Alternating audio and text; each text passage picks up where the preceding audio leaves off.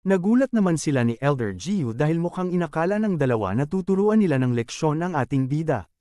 Agad naman na humingi ng paumanhin ang Tower Master at kanyang sinabi na minsan ay talagang nakakalimutan ng ating bida na gamitin ang kanyang utak kaya nagawa niya ang mga bagay na ito kanina. Kaya muli niyang hiningi sa kanila na patawarin na nila si Song Yu at huwag na nila itong saktan pa. Bigla namang nagkatinginan sila Elder Gio at Yan Tang at ang dalawa ito ay may biglang naisip na gawin. Nagsaad si Elder Gio na buti na lang ay dumating ang Tower Master sa tamang oras dahil kung hindi ay naputol na niya ang leeg ng Song Yu na ito. Sumang-ayon naman dito ang Tower Master at kanyang sinabi na sana ay huwag na itong ituloy ng kanyang Uncle Gio. Tumawa naman si Elder Gio at kanyang tinitigan ang naguguluhang mukha ng ating bida. Nilapitan niya rin ito upang makausap niya ito at kanyang sinabi na dapat niyang ingatan ang kanyang buhay sa hinaharap dahil maaari itong mawala sa kanya. Dagdag pa niya na sa ngayon ay bibigyan niya ito ng isa pang pagkakataon upang mabuhay ngunit sa susunod ay hindi na ito mauulit pa. Pagkatapos nito ay agad nang umalis si Elder Gio.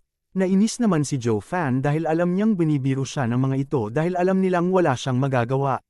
Bigla namang natigil sa pag-iisip ang ating bida nang marinig niya ang malakas na pagtawa ni Yan Tang. Agad din siya na hinawakan ni Yan Tang sa kanyang leeg at sinabihan niya ito na makinig siya ng mabuti sa sasabihin niya. Biniro ni Yan Tang ang ating bida na sa ngayon ay hahayaan lang niya ang mga sinabi niya kanina sa loob ng silid. Ngunit dapat niyang tandaan na siya ay mas malakas sa kanya at mas gwapo sa kanya, kaya sa susunod ay dapat niyang tandaan ang bagay na ito. Pagkatapos nito ay agad nang umalis si Yan Tang habang si Joe Fan naman ay mas lalong nainis sa pinagsasabi ng mga kumag na ito. Ngunit bigla namang napansin ni Joe Fan na nakatingin pa rin si Long Nui sa kanya, kaya tinanong niya ito kung ano pa ang kailangan niya. Bigla namang sinabi ni Long Nui na isa lamang siyang bata na walang kaalam-alam, kaya sa susunod ay dapat siyang maging magalang sa kanyang Uncle Gio kung nais niyang makausap ito. Biniro rin siya ni Long Nui at sinabihan rin siya nito na huwag niyang ipakita sa iba ang kanyang pangit na mukha at ang pangit niyang ugali. Mas lalong nagalit naman ulit ang ating bida dahil talagang pinagkakaisahan siya ng mga ito dahil alam nilang wala siyang magagawa sa kung anuman ang sabihin ng mga ito. Agad naman na naglakad sina Elder Ba at ang kapatid ni Long Nui sa harapan ng ating bida, napatingin rin ang lalaki sa kanya. Ngunit bigla rin naman itong natakot nang makita niya ang galit na reaksyon ng mukha ni Joe Fan kaya nagpatuloy na lang ang mga ito sa kanilang pag-alis. Nakahinga naman ng maluwag si Dandan nang makita niyang umalis na ang mga ito. Nasabi rin niya na muntikan nang mamatay ang kanyang asawa kaya mabuti na lang at natawag niya agad ang kanyang master. Ngunit bigla naman natakot si Dandan nang makita niya ang parang demonyong mukha ng ating bida.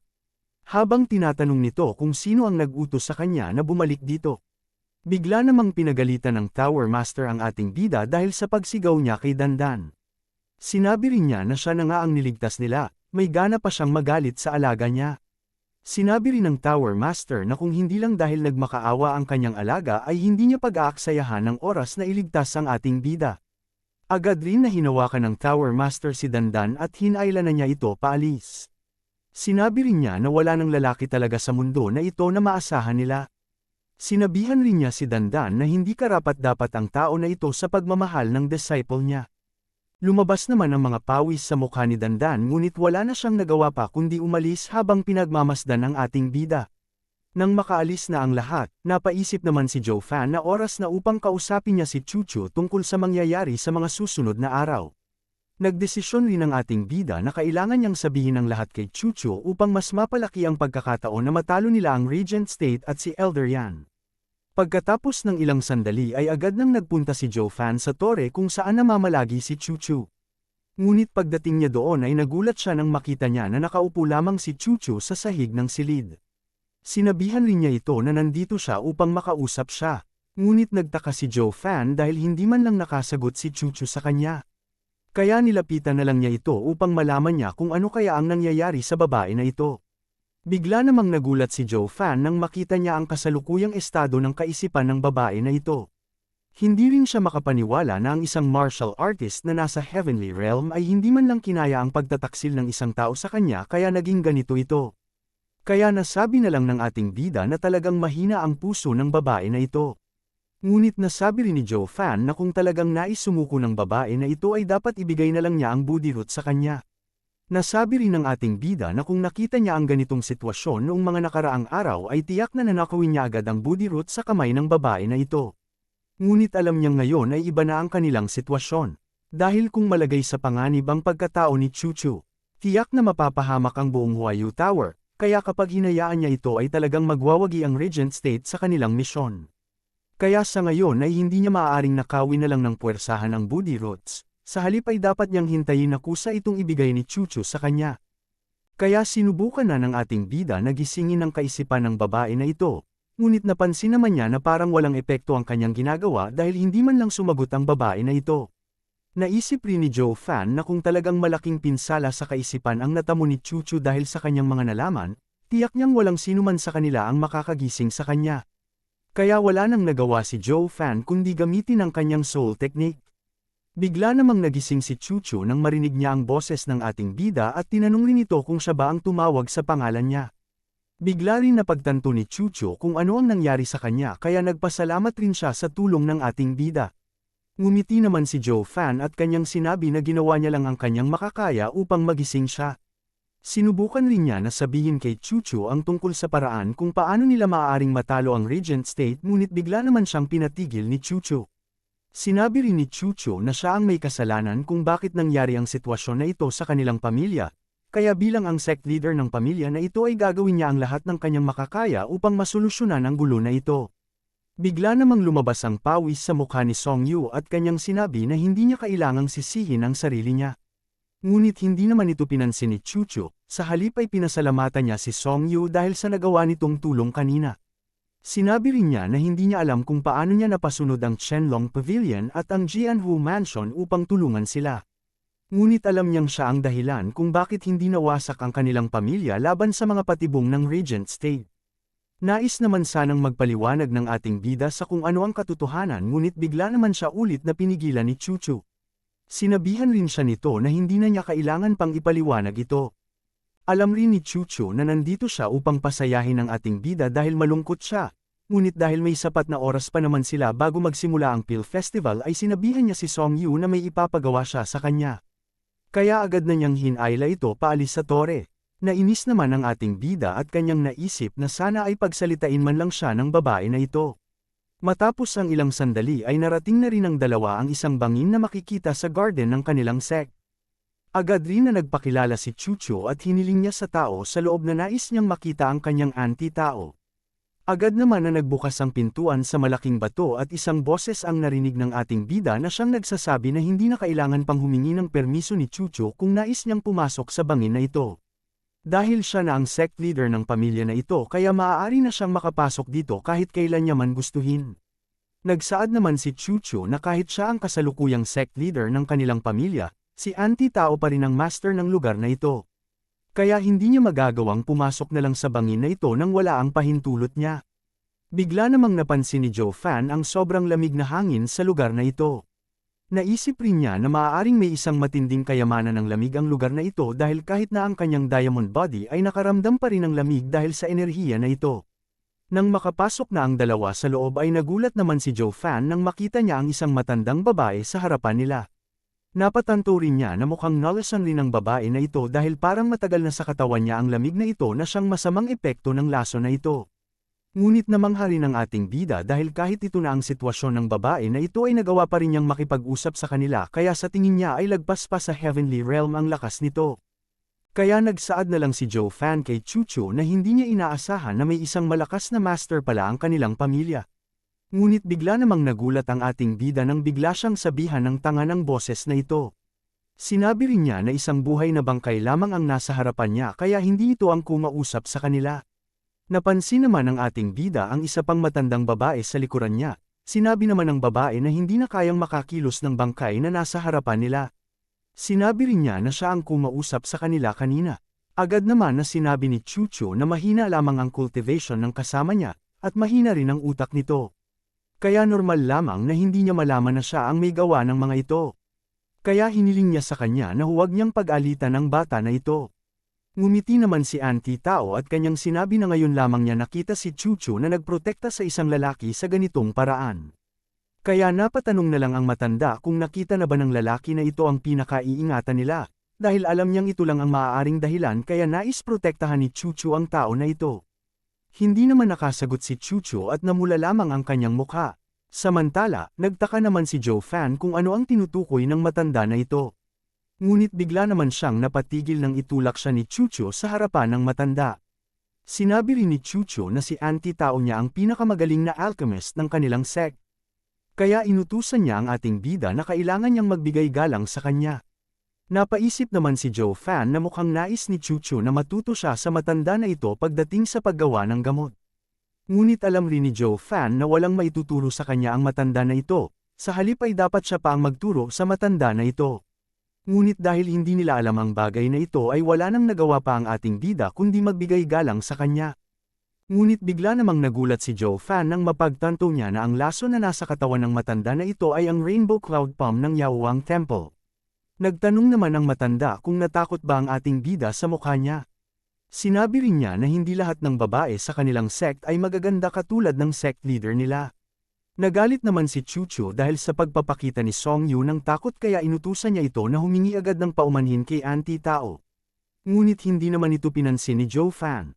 Sinabi rin niya na parang kapareho lamang ng Rainbow Cloud Palm ang laso na ito ngunit parang iba ang laso na ito. Natuwa naman ang matandang babae dahil tama ang sinabi ng ating bida. Sinabi rin niya na ang laso na ito ay hindi nanggaling sa Rainbow Cloud Palm, sa halip ito ang naging epekto sa katawan niya nang sinubukan niyang gumawa ng antidote sa laso ng Rainbow Cloud Palm. Naging seryoso naman si Joe Fan at tinanong niya ang matanda kung sinubukan niya bang gumawa ng gamot o lason. Tumawa naman ng malakas ang matanda at kanyang sinabi na maganda ang tanong na ito.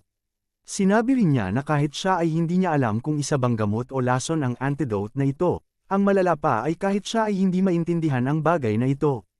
Ngunit nasabi rin niya na sa 3 taon na pagsisiyasat niya, masasabi niyang maaaring lason ito ngunit maaari ring gamot ito. Kaya nasabi na lang ng matanda na talagang mas magaling sa kanya ang Vicious Pill King dahil hindi niya kayang gumawa ng antidote sa lason na ito. Ngunit bigla namang napansin ng ating bida ang isang bagay na nasa likuran ng matanda. Napagtanto rin ni Joe Fan na parang balat ng tao ang bagay na ito. Nang tingnan niya ang nakasulat sa balat na ito ay nalaman niyang nakasulat dito ang formula kung paano gawin ang antidote sa laso ng Rainbow Cloud Poison. Kaya napatanong lang si Joe Fan kung paano naging posible ang formula na ito dahil alam niya na ang bawat materyales ng 7 Cloud Palm ay kakaibang kayamanan na hindi madaling hanapin. Ang hindi rin niya maintindihan ay iba't ibang materyales ang nakalagay sa formula na ito kaya kahit siya ay hindi niya matukoy kung isang lason ba o gamot ang mabubuo gamit ang mga materyales na ito. Kaya napaisip na lang si Joe Fan na parang may kakaiba sa paraan na ito. Naalala naman ng ating bida ang buhay na bangkay na nakita niya kanina. Kaya agad niyang nilapitan ang bangkay na ito. Sinuri rin niya ang kalagayan ng katawan na ito. Nang matapos na niyang suriin ito ay napagtanto ni Joe Fan na tama nga ang kanyang hula na nalasan ng Rainbow Cloud Palm ang katawan ng tao na ito, kaya ito naging ganito. Nasabi rin niya na katulad sa ginawa ni Chucho, ginamit rin ng katawan na ito ang Body Roots upang sugpuin ang lason sa katawan niya. Ginamit rin nila ang Millennial Ice Bed na ito upang ma-preserve ang buhay ng babae na ito. Ngunit alam rin ni Joe Fan na mas malala pa ang kalagayan ng katawan na ito kumpara sa lason sa katawan ni Chucho noon. Alam niya rin na ang Millennial Ice Bed na lang ang dahilan kung bakit hindi pa tuluyang namamatay ang katawan ng babae na ito. Bigla naman napagtanto ni Joe Fan na mukhang totoo ang formula na nakasulat sa balat, ngunit alam niyang may kakaibang paraan lang ang kasama dito kaya hindi nila magawa ang antidote na ito. Nagsaad naman ang matanda na hindi na kailangan ng ating bida na isipin ang formula na ito dahil ito ang secret formula ng Yaowaang Temple. Nagsaad rin siya na sinubukan na niyang alamin ang formula na ito ngunit kahit ano ang gawin niya ay hindi niya pa rin ito matutunan kung paano gawin. Kaya alam niyang kahit marunong gumawa ng gamot ang bata na ito, alam niyang hindi nito malalaman kung ano ang problema sa formula na ito. Napabuntong hininga naman ang matanda at kanyang tinawag ang atensyon ni Chucho. Tinanong rin niya ito kung ang dahilan ba ng pagdala niya sa bata na ito dito ay upang malaman niya ang totoong pakay nito. Nagsaad naman si Chucho na narito dahil nais niyang ibalita sa kanya ang mga nangyayari sa sect nila. Nagulat naman ang matanda matapos sabihin sa kanya ni Chucho ang lahat ng nangyari. Nasabi rin niya na mukhang hindi na nila maiiwasan ang malaking kalamidad na ito na paparating sa kanilang sect. Kaya tinanong na lang niya si Chucho kung ano na ang balak niyang gawin. Seryoso niyang tiningnan si Chucho at kanyang tinanong ito kung hahayaan niya na lang ba na masira ang kanilang sect. Seryosong sinabi naman ni Chucho na nais niyang imbitahin ang kanilang venerable upang labanan ang mga kumag na ito hanggang sa huli. Nagtaka naman si Joe Fan kung sino kaya ang tinutukoy na venerable ni Chuchu. Ang tinutukoy ni Chuchu na venerable ay isang master ng martial arts na nasa antas ng Radiant Stage. Ang bawat pamilya ng 7 families ay may mga venerable na nagbabantay sa kanila. Ito ang alas ng bawat pamilya kung sakaling nasa panganib ang pamilya nila. Ayon rin sa pagkakaalam ng ating bida, maliban na lang kung nasa punto na ng pagkawasak ang pamilya, ang isang venerable ay hindi magpapakita sa kanila. Natuwa rin si Joe Fan dahil kung talagang pumayag man ang venerable na ito na labanan ang Regent State, kahit gaano pa kalakas ang Regent State ay malaking sakripisyo pa rin ang kakailanganin nila upang matalo lang ang isang venerable ng ibang pamilya. Kaya sigurado siya na mapapabagal nito ang pag-unlad ng Regent State sa kanilang plano kung sakali mang matuloy ito. Kaya agad na niyang sinabihan si Chuchu na magandang ang plano na isama nila sa laban ng kanilang venerable upang mapakita nila sa Regent State na hindi sila mahinang kalaban. Dagdag pa niya na kung nandito na ang kanilang venerable ay tiyak na hindi na mahihirapan ang kanilang Huayu Tower. Ngunit naging seryoso naman ang mukha ni Chuchu at kanyang nasabi na kung makuha man nila ang tulong ng kanilang venerable, tiyak na magdudulot ito ng digmaan sa 7 pamilya. Kapag nangyari ito ay tiyak na hindi rin ito pababayaan na lang ng Imperial Family at magkakaroon na sila ng dahilan upang mas higpitan pa ang pagbabantay sa 7 pamilya. Nasabi rin ni Chuchu na kapag nawasak nga ang kanilang pamilya, alam niyang magkakaroon pa ng pagkakataon ang ibang mga disciple at Tower Master na sumali sa ibang pamilya nang walang kahirap-hirap. Ngunit kapag lumaban naman sila, alam niyang ikakamatay ito ng ibang mga disciple at mas magiging mahirap pa ito sa kanila. Kaya nasabi na lang niya na bilang sect leader ng pamilya na ito, hindi niya maaaring hayaan na lang na mapahamak ang kanyang mga nasasakupan. Naging seryoso naman si Auntie Tao nang marinig niya ang mga sinabi ni Chuchu. Nagsaad rin siya na alam na niya ngayon ang dahilan kung bakit siya ang pinili ng nakaraang sect leader nila na maging pinuno bago siya maging ganito. Naisip naman ni Joe Fan na alam niyang mabait si Chuchu kaya malamang ay ito ang dahilan kung bakit siya napili ng nakaraang sect leader na pumalit sa kanya. Nasabi rin ni Joe Fan na kung siya lang ang nasa sitwasyon ni Chuchu ay kakalimutan na niya ang pagiging mabait at papatayin niya ang mga kalaban na nais kumalaban sa kanya. Dahil mas pipiliin niya pa na pagtaksilan ng mundo kaysa ang mundo ang magtaksil sa kanya. Kaya ito ang rason kung bakit mas pinili niya ang maging isang demon cultivator upang marating niya ang mga bagay na hindi kayang abutin ng mga mabubuti dahil sa kabaitan nila. Kaya nasabi na lang niya na mukhang mahihirapan ang babae na ito dahil hindi siya isang demonic cultivator. Ang malala pa ay alam niyang mabuti ang puso ng babae na ito kaya mahihirapan siyang matalo ang mga mas demonyo pa sa kanya.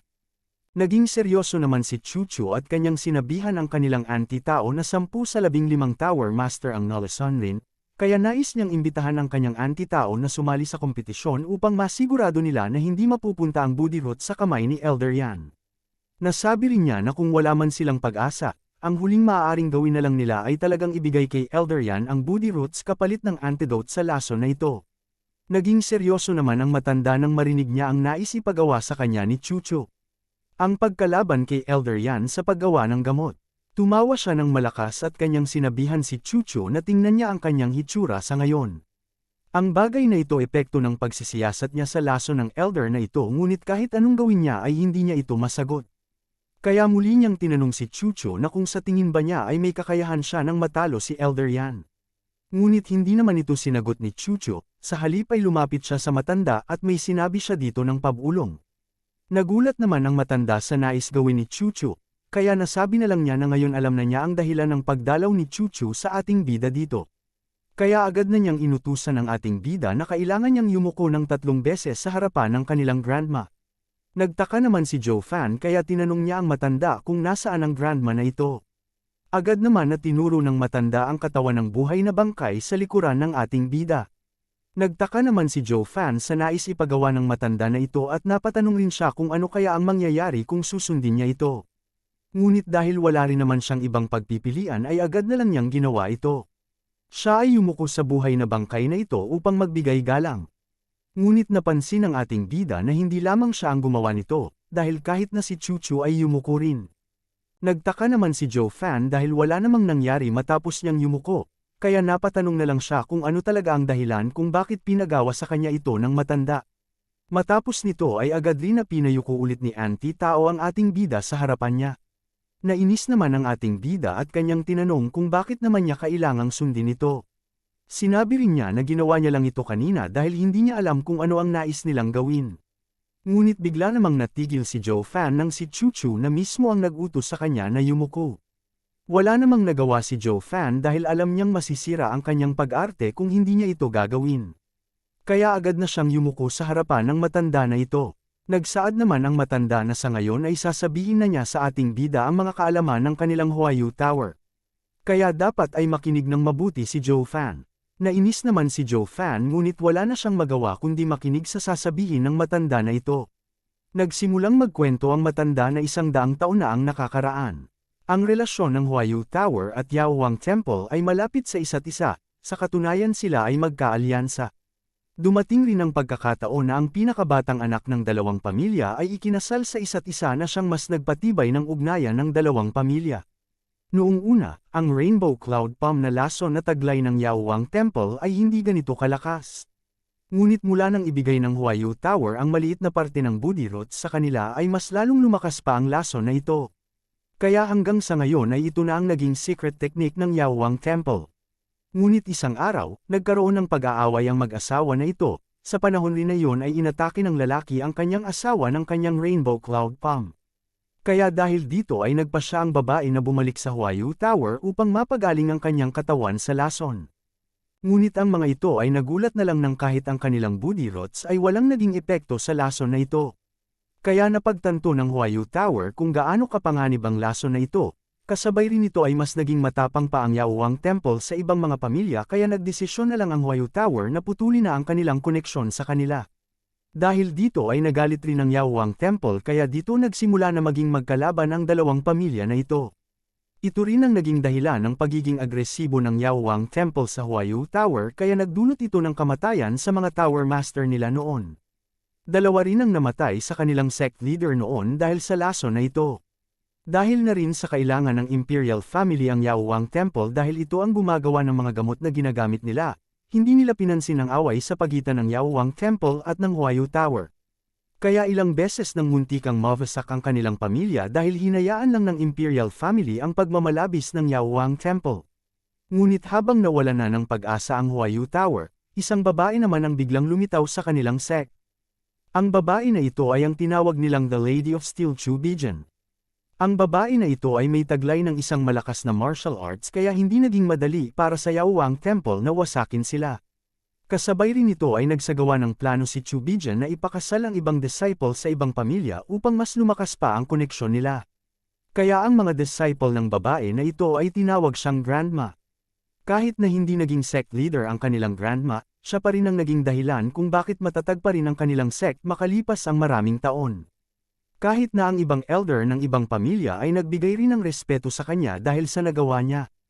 Kahit na ang Yaohuang Temple ay nirerespeto rin ang kanilang grandma. Ngunit sa kasamaang palad, ang kanilang grandma ay nahulog sa isang patibong.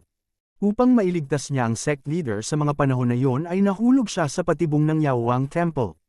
Ngunit kahit na matindi na ang naging pinsala sa katawan niya dahil sa lason ng Yaohuang Temple ay nakabalik pa rin ang kanilang grandma ng buhay. At sa huling pagkakataon bago pa man siya mawala ng malay ay nagdesisyon siya na ibigay kay Chuchu ang posisyon ng isang sect leader. Sa mga oras na yun ay nasa 13 taong gulang pa lang si Chuchu kaya maraming Tower Master ang hindi natuwa sa desisyon na ito. Marami rin ang nag-akala na patay na ang kanilang grandma ngunit ang hindi alam ng mga ito ay nandito lamang ito sa kuweba at napanatili itong buhay ni Auntie Tao. Ngunit ang naging problema lamang ay hanggang ngayon, ito pa rin ang kasalukuyang sitwasyon ng kanilang grandma. Agad naman na tinanong ni Auntie Tao ang ating bida kung natatandaan niya ba ang mga impormasyon na ito. Agad naman na sinagot ito ni Joe Fan ng oo. Nang marinig ito ay agad naman hinawakan ng matanda ang kamay ng dalawa at kanyang sinabi na mula ngayon ay siya na ang may responsibilidad na magpanatili ng impormasyon na ito hanggang sa susunod na henerasyon ng kanilang pamilya. At sa pamamagitan nilang dalawa, kahit mawasak man ang kanilang pamilya ay mananatili pa rin ang prinsipyo ng Huayu Tower sa kanila. Agad rin na sinabi ng matanda na malapit nang magsimula ang kompetisyon kaya maaari nang umalis ang mga ito. Sinabihan rin niya ang mga ito na mag-ingat sa kanilang tatahakin. Pagkatapos nito ay agad nang lumabas ang dalawa sa kuweba. Agad naman na tinanong ni Joe Fan si Chuchu kung ano ang nangyari kanina. Nahihiyang sinabi naman ni Chuchu na hindi na siya maaaring tawagin ng ating bida na Sister Chuchu. Tinanggal niya ang kanyang takip sa mukha at kanyang sinabi na mula ngayon ay dapat tawagin siya ng ating bida na Chuchu na lang.